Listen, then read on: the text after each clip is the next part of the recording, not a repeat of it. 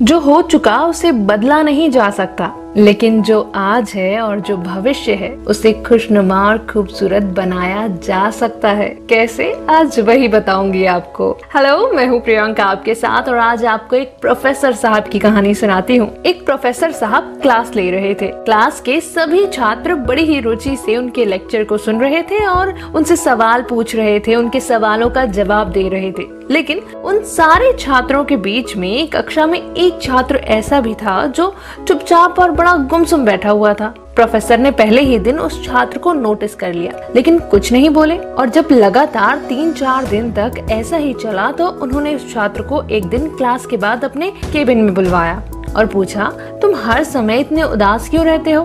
Class में अकेले चुपचाप बैठे रहते हो, लेक्चर पर भी तुम्हारा ध्यान नहीं रहता। क्या बात है? क्या परेशानी है? मुझे तो बताओ।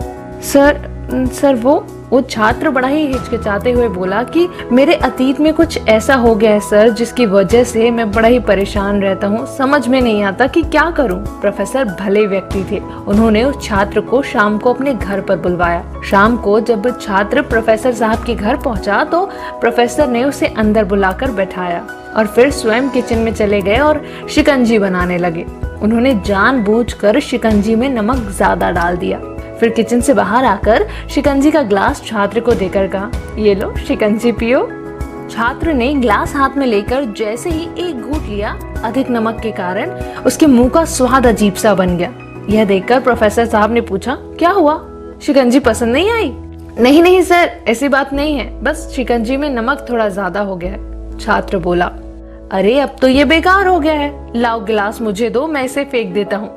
प्रोफेसर ने छात्र से गिलास लेने के लिए अपना हाथ आगे बढ़ाया, लेकिन छात्र ने मना कर दिया और मना करते हुए इसने कहा कि नहीं सर, बस नमक ही तो ज्यादा हुआ है, थोड़ी सी चीनी और मिलाएंगे तो स्वाद ठीक हो जाएगा। ये बात सुनकर प्रोफेसर गंभीर हो गए और बोले, सही कहा तुमने, अब इसे समझ भी जाओ।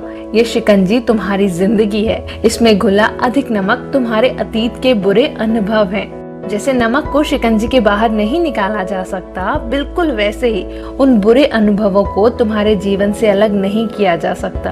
वे बुरे अनुभव भी जीवन का हिस्सा ही है, लेकिन जिस तरह हम चीनी घोलकर शिकंजी का स्वाद बदल सकते हैं, बिल्कुल वैसे ही बुरे अनुभवों को भूलने के लिए जीवन में मिठास तो घोलनी पड़ेगी ना। इसीलिए मैं चाहता हूँ कि अब तुम अपने जीवन में भी मिठास घोलो। प्रोफेसर की बात छात्र को समझ आ गई और उसने निश्चय किया कि अब वह बीती बातों से बिल्कुल भी परेशान नहीं होगा। यूँ तो कहानी छोटी सी है, लेकिन बहुत बड़ी सीख दे जाती है। जीवन में अक्सर हम अतीत की बुरी यादों और उनके अनुभवों को याद कर दुखी होते रहते हैं। इस तरह हम अपने वर्तमान पर ध्यान ही नहीं दे पाते और कहीं न कहीं अपना भविष्य भी बिगाड़ लेते हैं। जो हो चुका उसे सुधारा नहीं जा सकता, लेकिन कम से कम उसे भुलाया तो जा सकता है ना। और उन्हें भुलाने के लिए नई मीठी यादें हमें आज बनानी होंगी। जीवन में मीठे और खुशनुमा लम्हों को लाइए, तभी तो जीवन में मिठास आएगी। उम्मीद करती हूँ आज की ये कहानी आपको पसंद आई होगी और आपके जीवन में कुछ चेंजेस लाने में हेल्प करेगी। अगली मुलाकात तक के लिए खुद का ख्याल रखिएगा और चैनल को सब्सक्राइब करना बिल्कुल ना भूलिएगा। Bye bye.